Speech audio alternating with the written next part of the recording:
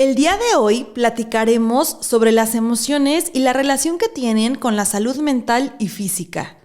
¿Realmente repercute el cómo siento, expreso y vivo mis emociones con mi bienestar en general? ¿Qué conexión tienen? Acompáñenos. Terapia psicológica, ni que estuviera loco. Todas las mujeres sueñan con ser mamás. El tamaño del pene importa. La escuela es la responsable de la educación de mi hijo. La homosexualidad es una enfermedad. Deja de soñar con tu negocio y ponte a trabajar de verdad.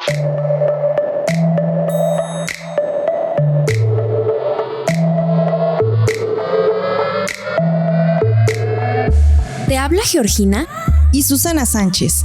Con el fin de cuestionarnos y generar criterios propios, descubramos mitos y realidades sobre el amor, la nutrición, la sexualidad, las emociones, emprendimiento, educación y muchos temas más.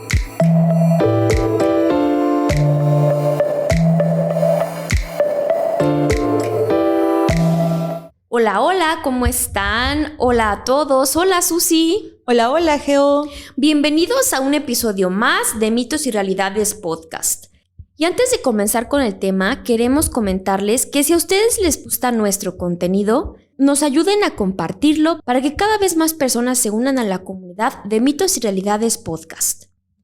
Y previo de entrarnos al tema, nos gustaría que recordaran la emoción que experimentaron cuando su crush les dijo que sí, cuando terminaron una relación con alguien o cuando perdieron algún objeto de gran valor.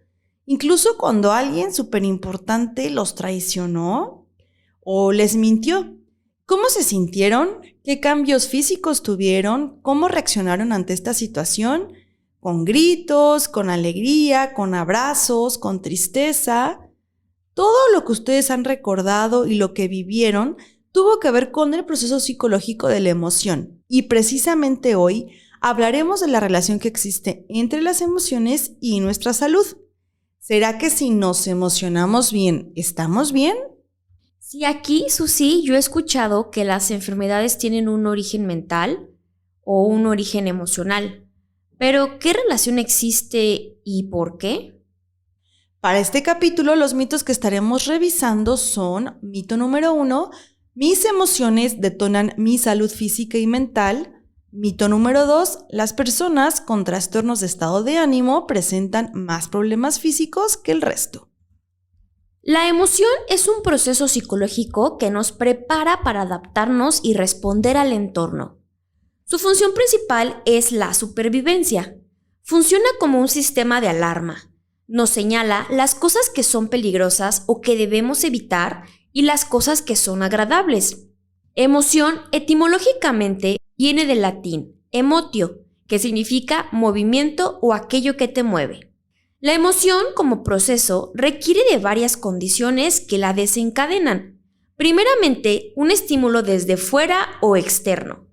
El estímulo genera cambios a nivel neurofisiológico, a nivel de procesamientos cognitivos y a nivel comportamental que nos llevan a la acción. Es decir, sucede algo desde afuera, lo proceso y me genera una emoción. Y en la emoción también la experiencia previa interviene, porque las emociones humanas tienen memoria. Toman en cuenta lo que hemos vivido con anterioridad y con esto generamos un repertorio de conductas emocionales. Así podemos anticipar y tomar decisiones sobre la conducta futura que tendremos ante un estímulo experimentado. Por ejemplo, a una persona que tiene miedo a los perros, puede ser porque anteriormente algún perro lo mordió. Entonces ya cuando lo ves, pues te asustas, te da miedo. Y ahorita que comentabas de los componentes que intervienen en la emoción, Geo, mencionaste componente neurofisiológico, el comportamental y el cognitivo. El neurofisiológico tiene que ver con las respuestas que tiene nuestro organismo a nivel físico, como taquicardia, cuando te empiezan a sudar las manos, cuando te sientes a lo mejor que las piernas te tiemblan, ese Sí. cambio en el tono muscular, todas las secreciones hormonales que a lo mejor no las vemos físicamente, pero bueno, dentro del organismo están ocurriendo. Ese es el componente neurofisiológico. Ahora, el comportamental tiene que ver con la expresión emocional. Es decir, ¿qué expresiones tengo en el rostro? El tono de voz, porque no es lo mismo que yo responda a lo mejor ante ese estímulo que dices del perro, que a mí me generó miedo, ante el estímulo del perro que a mí me genera ternura. La expresión de mi cara va a ser distinta, el tono de mi voz va a ser completamente diferente. Tu lenguaje no verbal. Exacto. Todo tiene que ver con esa expresión emocional. Y ahora, el tercer componente, que es el cognitivo, es la experiencia emocional de lo que pasa, en donde tomamos conciencia de la emoción que estamos viviendo y ya la etiquetamos, le ponemos un nombre. Y el ser capaz de ponerle nombre a las emociones también es una forma de conocernos a nosotros mismos. El decir, ok, en este momento estoy sintiendo miedo. Identificar qué es lo que me causa miedo. En este momento estoy sintiendo alegría. Eso es bien básico para conocernos. Porque muchas veces, Geo, sucede que está el estímulo, reaccionamos, y quizá le preguntas a la persona o incluso a ti mismo te pasa de no sé qué estoy sintiendo, no sé qué me pasa. Caso contrario a identificar las emociones y poder expresar tengo miedo, tengo ira, tengo alegría. Sí, poderlas expresar con asertividad.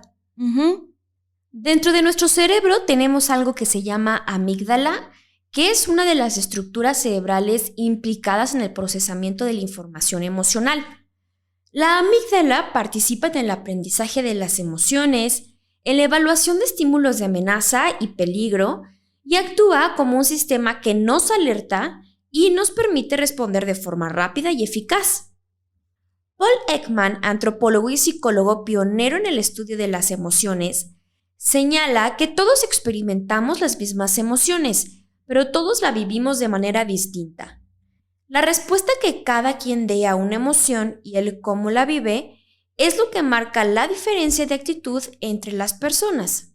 Sí, incluso la respuesta es diferente, aunque las personas estén juntas, estén presentes ante el mismo estímulo externo, la respuesta y la variación emocional es distinta. Aunque las personas hayan tenido, entre comillas, la misma educación, los mismos padres, hayan vivido en el mismo lugar, es diferente cómo interpreto yo una emoción a otra persona. Cada quien tiene una interpretación única. La mayor contribución de Ekman en el estudio de las emociones fue demostrar, a través de análisis muy completos y muchas fotografías, que el rostro de las emociones es universal. Se refleja de forma muy similar en cualquier cultura. Esto significa que el rostro de las emociones, más no la interpretación de la misma. Paul, mediante sus investigaciones, llegó a la conclusión que existen 7 emociones principales.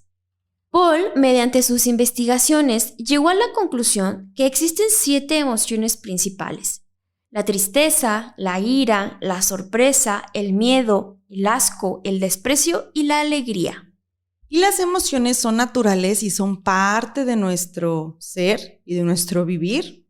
Dentro de estas emociones principales que maneja Paul Ekman, encontramos la alegría, que es esa expresión de felicidad al vivir un estímulo externo. Ustedes ahorita piensen o imaginen qué estímulo es el que les genera alegría. Ira, expresión de enojo al vivir un estímulo externo. ¿Cuáles son sus estímulos que a ustedes los llevan a sentir ira? Miedo es generado por un estímulo en el que nos sentimos en peligro o por tema de sobrevivencia. Y aquí podemos diferenciar entre el miedo racional e irracional. Un miedo racional, por ejemplo, sería estoy trabajando en casa o en la oficina y escucho que suena la alarma sísmica. Entonces, ¿qué ocurre? Ese es el estímulo, el sonido. Obviamente va a haber cambios a nivel fisiológico. Puedo empezar a sudar, voy a secretar sustancias dentro de mi organismo. Puedo parar corriendo o puedo intentar recordar todos los pasos que se requieren para una evacuación exitosa en caso de sismo.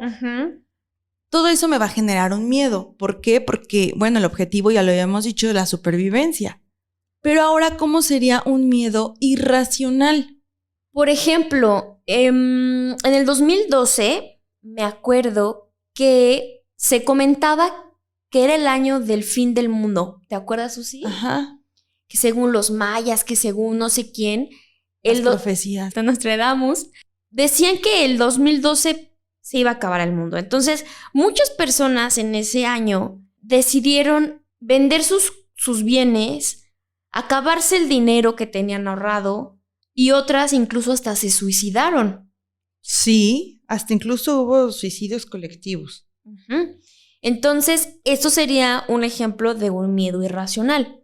A lo mejor todavía ni sucede o todavía no estás seguro de qué está pasando o cómo va a pasar la situación y ya te está generando una parálisis, un miedo o ciertas acciones desencadenadas por este temor. Uh-huh. Y el asco es la reacción generada por algo que nos resulta especialmente desagradable o repugnante. Mientras que la sorpresa puede incluir ese asombro, ese desconcierto, admiración, incluso también confusión, expectativas ante el estímulo que estamos recibiendo. La tristeza se desencadena ante un estímulo de pérdida y también la tristeza se asocia con llanto, llegando a producir pérdida del placer e interés e incluso desmotivación. Y por último tenemos el desprecio, que es un juicio negativo hacia cierta situación o hacia cierto estímulo y implica pues un desdén. No hay emociones buenas o malas, sino que lo importante es conocerlas, etiquetarlas, procesarlas y saberlas expresar de manera asertiva y sobre todo hacernos responsables de cómo las expresamos. Y ante la teoría de las emociones, ustedes pueden encontrar diversa información, diversos teóricos que se han dedicado a estudiar este tema. Nosotros les mencionamos únicamente a Paul Ekman, que hizo su investigación sobre estas emociones básicas, pero pueden encontrar un sinfín de información. Incluso hay una película súper bella, Susi, que se las recomendamos intensamente. Es una película muy bonita, es animada, pero explica precisamente cómo las diferentes emociones se presentan en la vida de las personas. Sí, y tiene mucho que ver con esta parte, Geo, que comentabas, del cómo las procesamos. Cómo de esa parte emocional pasa a la parte racional del cerebro, cómo se procesan y cómo se expresan. Porque la alegría... Ajá. ¿Y qué interpretación le damos? Ajá, ¿no? exacto. Porque la alegría tú puedes decir, bueno, la alegría, o sea, ¿a quién no le gusta estar alegre? No es algo negativo o algo malo, ¿sabes? Pero bueno, existe a lo mejor una alegría que yo no logro procesar adecuadamente, no sé, tengo un incremento de ingresos económicos que estaba esperando desde hace tiempo y wow, me siento ya súper bien, que ya logré mi objetivo, mi meta, estoy completamente alegre. ¿Y qué hago? Bueno, pues decido invitar a mis familiares, a mis amigos para festejar porque lo quiero compartir con todos. Entonces, esa alegría a lo mejor se desborda y hago una super fiesta, tiro la casa por la ventana, en ese momento no tengo el dinero todavía, entonces me estoy endeudando, pero yo estoy, ¡pum!, así con la alegría al tope. Y es una emoción que en ese momento no la estoy racionalizando de una forma de lo más asertivo posible. Porque a lo mejor terminando la fiesta, pues ya me quedé con deudas, voy a generar a lo mejor estrés o ansiedad. Híjole, es que el dinero me iba a caer aquí a 2 meses y ahorita ya estoy súper corto. Ya me gasté más de lo que iba a recibir. Ajá. Todo parte de una emoción que pudiéramos decir, la alegría no tiene nada de negativo. Ajá, claro.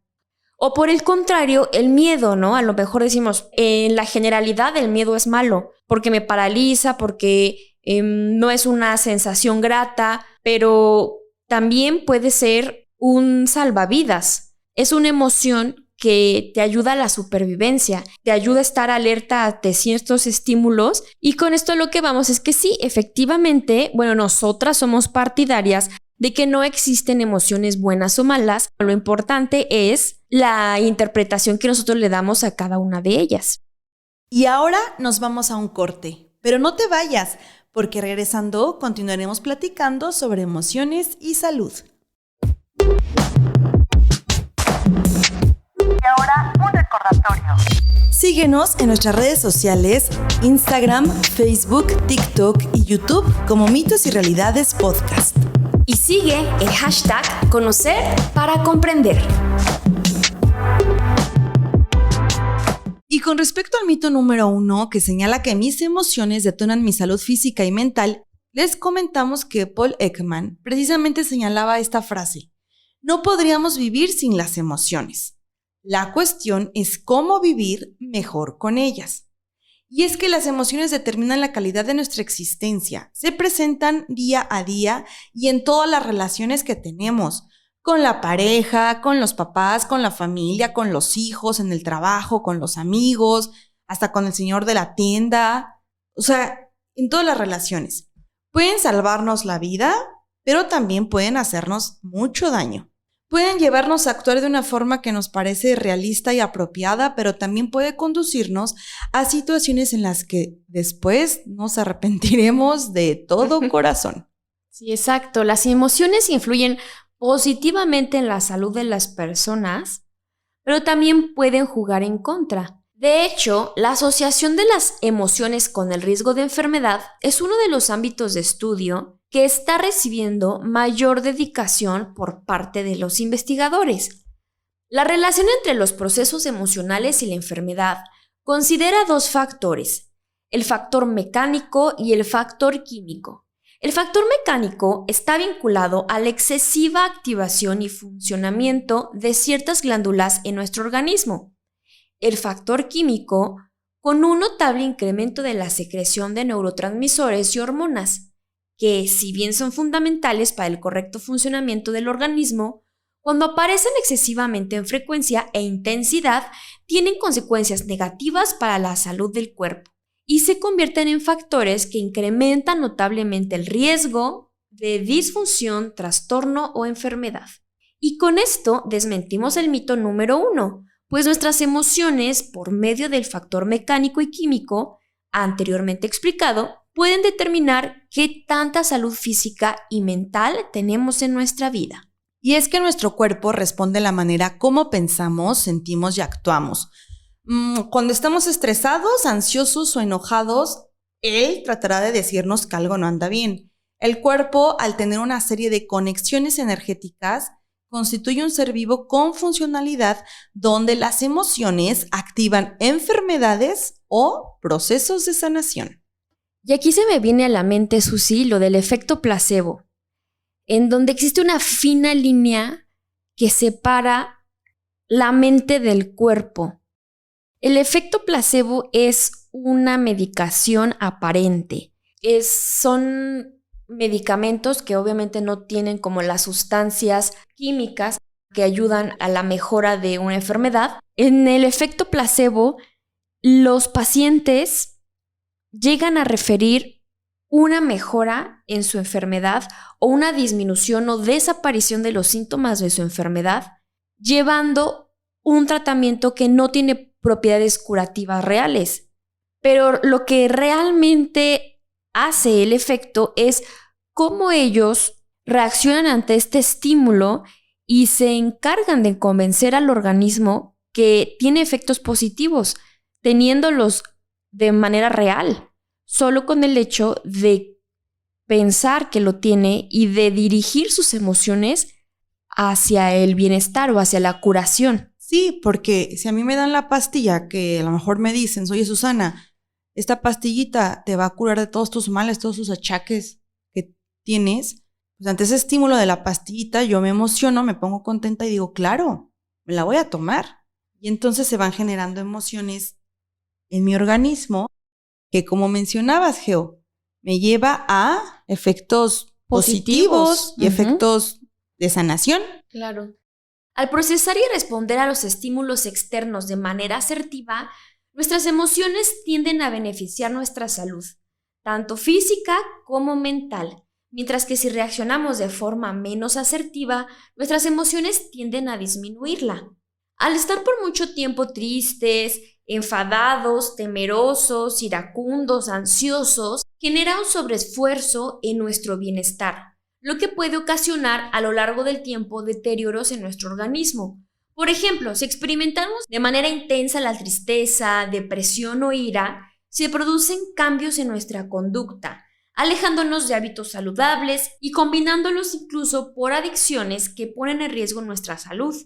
El uso de sustancias para contrarrestar el malestar o las experiencias emocionales pueden desencadenar otro tipo de trastornos. Y con esto desmentimos el mito número 2, ya que sí, es una realidad. Las personas que viven con trastornos del estado de ánimo presentan más problemas físicos que el resto. En definitiva, existe una relación estrecha entre emociones y salud. Cuando estamos sanos, disfrutamos de mayores niveles de bienestar y emocionalidad, mientras que cuando enfermamos tendremos a preocuparnos más o a deprimirnos. Y como comentamos, cada quien interpreta de manera diferente lo que acontece o el estímulo, y esto me lleva a experimentar también emociones distintas. Habrá quienes ante un exceso de carga emocional puedan padecer incluso dolores de cabeza, trastornos digestivos, estar todo el tiempo inflamado, con dolor de estómago, excesiva preocupación, problemas de la conducta, hasta llegar a malestares clínicos ya muy significativos, donde nuestro estado emocional va a interferir en nuestro día a día. Y aquí es donde debemos recordar lo siguiente. Tú eres la única persona que piensa dentro de tu mente. Tú eres el poder y la autoridad de tu mundo. Puedes recibir maravillosos consejos de cómo manejar asertivamente tus emociones y, sin embargo, puedes seguir optando por repetir tus viejos pensamientos. Puedes negarte a cambiarlos o quedarte con todos tus problemas. El doctor Martin Seligman de la Universidad de Pensilvania, uno de los fundadores de la psicología positiva, realizó 22 años de investigación sobre el optimismo. Una de sus conclusiones más importantes fue que las personas son optimistas o pesimistas dependiendo de cómo interpretan los estímulos. Recuerda que la percepción es la realidad y cada persona tiene su propia percepción de una situación o de un estímulo, generando diferentes emociones. En la programación neurolingüística existen los conceptos del marcar y replantear. No es la situación la que te hace feliz o infeliz, sino es tu interpretación de la situación como positiva o negativa. Y aquí, Geo, podemos comentar lo que mencionábamos al inicio, de que las emociones tienen memoria. Quizá puedo volver a tener contacto con ese estímulo que me generó una experiencia emocional negativa. Ahora está en el cómo voy a percibir nuevamente ese estímulo, cómo lo voy a interpretar para que yo pueda cambiar esa memoria emocional a algo totalmente positivo y liberarme de esos sentimientos que en un inicio no eran tan gratos. No somos partidarias del pensamiento de las emociones ingenuas o del optimismo desmesurado del todo está bien y estoy feliz por siempre, no, porque sabemos que en la vida hay problemas y todos lo tenemos y a lo largo de nuestra existencia experimentaremos diversas emociones, es un sube y baja, pero con esto pretendemos ser más conscientes de nuestras emociones y así poder colaborar con nuestra vida, con nuestra salud y con nuestro bienestar. Detente un momento y piensa. ¿Qué estoy sintiendo ahora? Si es una emoción de ira, de vergüenza, de venganza, de miedo, de alegría, ¿cómo crees que esa emoción regresará a tu vida? No siempre podemos atrapar nuestras emociones, pero podemos comenzar ahora mismo a observarlas y a escucharlas. Nuestras emociones definitivamente repercutirán en un futuro, ya sea para bien o para mal. Y yo creo que todos queremos cambiar nuestra vida para bien. Deseamos que las situaciones sean mejores y más fáciles, pero muchos de nosotros no queremos cambiar. ¿Qué podemos hacer para que las situaciones o las cosas cambien? Primeramente, cambiar en nuestro interior. Modificar nuestra forma de pensar, de sentir y el modo de procesar y expresar nuestras emociones. Solo así ocurrirán los cambios a nivel externo. Y ahora sí, nos vamos a los tips de este episodio.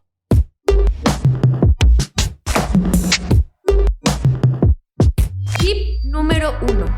Aprende a reconocer, expresar y manejar tus emociones. En la medida de tus posibilidades, intenta afrontar la vida con tranquilidad.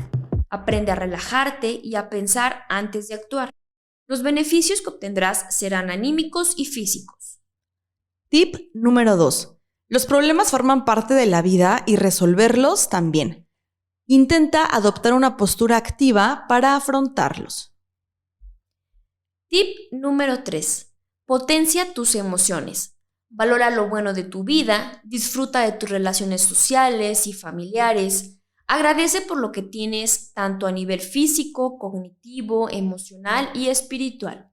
Esto ayudará a subir tu nivel de emociones asertivas y por ende tu salud. Tip número 4. Si tus emociones te desbordan, solicita ayuda con un especialista. Ayuda psicológica puede ser una opción.